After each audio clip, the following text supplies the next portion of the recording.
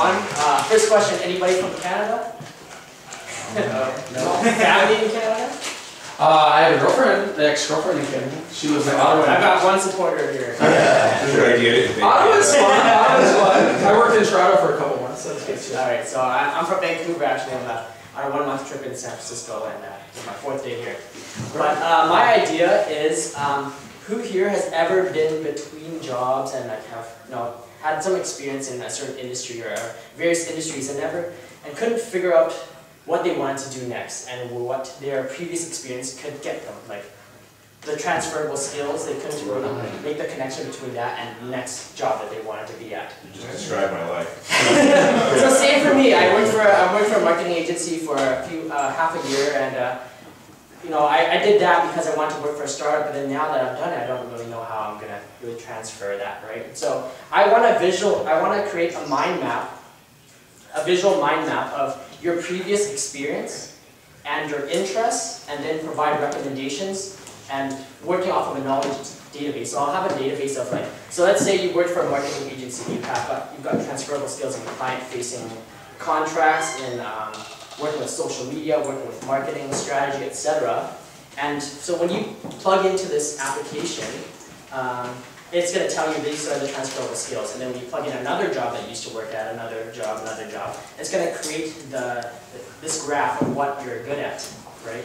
And then on the other side, it's going to have an interest graph based on the sort of stuff that you're reading about, based on the stuff that you bookmarked, etc. And how that's going to work is that you're going to have a bookmark on your, this is sort of, so far this is the idea, that you're going to have a kind of an extension on your Chrome, etc. And when you're reading on this website, you're going to bookmark it because this is one of the more important websites that you're on. And then it's going to tie both of these graphs together to provide you recommendations on what you should do next, or what you possibly might be good at. And I haven't really worked out monetization yet, but I talked with Ryan, and he posed that it might be a good monetization model to have advertising for schools, or perhaps for recruiters that can work off of this graph and find people that they're trying to recruit, or advertise towards people that have shown a specific interest in a certain area. And that's sort of where I'm at right now, but I'm open to any recommendations or anything like that. The first thing that came to mind was jobs.com or something like that, a job placement. LinkedIn, or some kind of like direction to link you in. Yeah, it's an application within that service. Right. I think resumes suck right now, by the way. Right? Aren't resumes completely useless nowadays? Like, you know, I mean, it's like, I'm so tired whenever there's like a hiring committee thing of looking at people's resumes. I'm just tired of it. I'd rather see portfolios of their work, or like something like this would be amazing, you know? I mean, because here's my problem is that I really just want to figure out what I should do next. And I read somewhere that there's a guy that's starting a company that's doing the same thing, kind of a Quora-like business where he's trying to help guys like me trying to figure out what they're going to do next, right? And this is sort of kind of working backwards and saying, hey, this is what you've shown interest in, because you wouldn't have done it if you weren't interested in it, right? And this is going to provide recommendations, etc. Provide. And you can't develop it yourself, so you need to bring on some co-founders. I actually came out with this today, so I'm going off. So could you try a LinkedIn API that reads like maybe this guy works at middleman in some company and his experience has been the same as yours, so you might want to like copy with him or copy with him. Exactly, that's what I'm thinking, like some kind of like meld between the data. Yeah. So my first recommendation is whatever you do, make sure that people don't have to create a new account.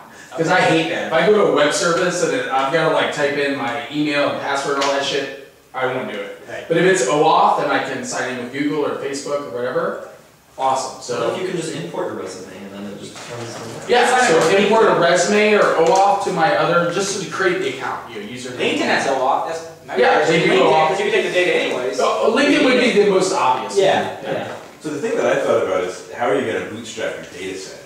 You need to figure out a way to pre-populate like your matrix of interests and stuff so that you can actually provide the recommendations.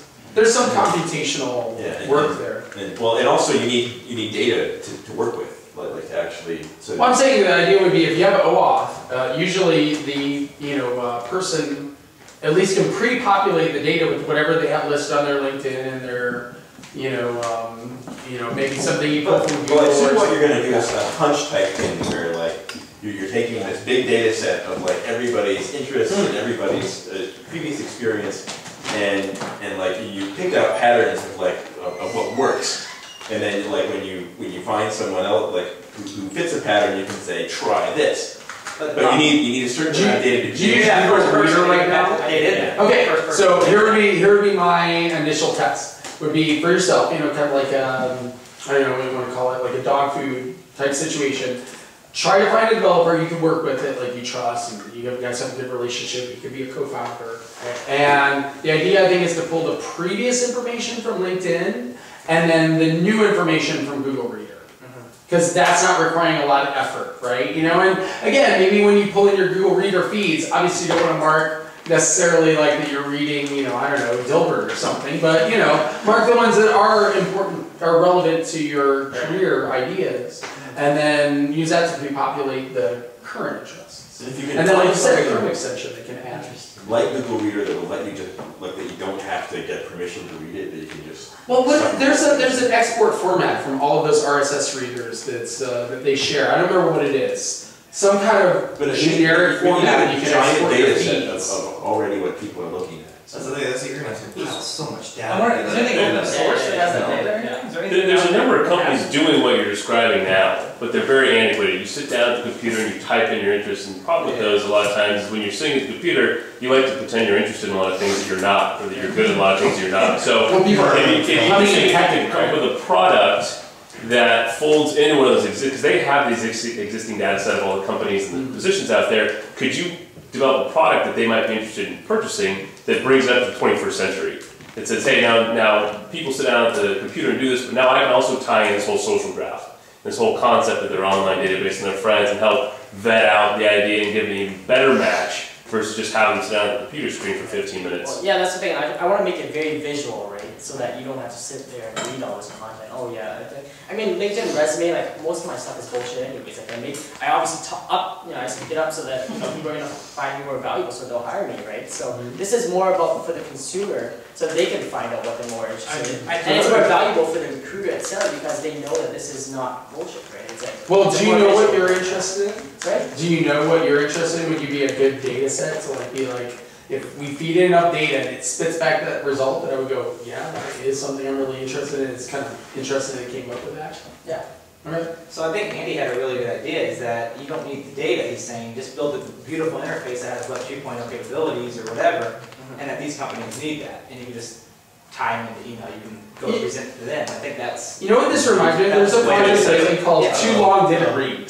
Do you guys know that acronym? It's like a popular read it acronym, right? Too long didn't read. Yeah. And it's basically, it summarizes a lot of data in a shorter, form. So there was some Unix application that did something similar, used some complex math behind it, but would take like you could spit a New York Times article at it, and it would tell you like what were the key points. So that kind of is what I'm getting from your app. Like you spit all this data at it, and it distills it into the most prescient form. And maybe something like that for that. It's like too long didn't read your resume, or too long didn't read all your interests. Right? Okay. Thanks. Good idea. What's our time? You have 2 minutes. Okay. Yeah, let's keep going. One thing is, I think that you've always got to think, obviously, that when you're going to need some capital to get this running. So I think during your development, you need to find a partner. Maybe there's these psychological tests that people like take. IO psychology. There's a bridge test. Industrial organization psychology. There's these different tests, and you might contact these people because they're in the old kind of technology, right. and you want to bring them up to Web 2.0, and maybe there's a way with the data and information they have, you can webify that, bring it up to 2.0. That's a really interesting. And I think that's what you got to do. You've got to do shortcuts. I just heard a story about a kid. When I say kid, he was like in his 20s, and mom and dad running this winery, and they were making $7 million a year. Well, he Web 2.0.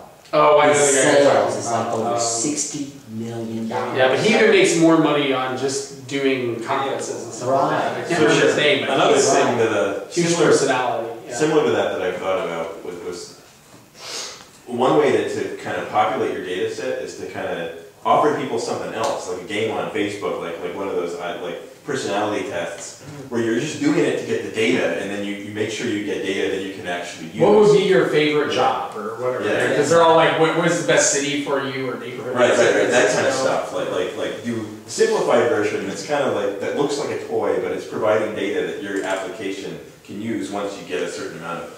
But just as validation, I would like to say I know a lot of people right now who could use something exactly like what you're talking about. Awesome. All right. If you know anybody that would like to contact me or can help me at all, my email is Toan, TOAN.S as in Sam, .dang, DANG @gmail.com. Thank you.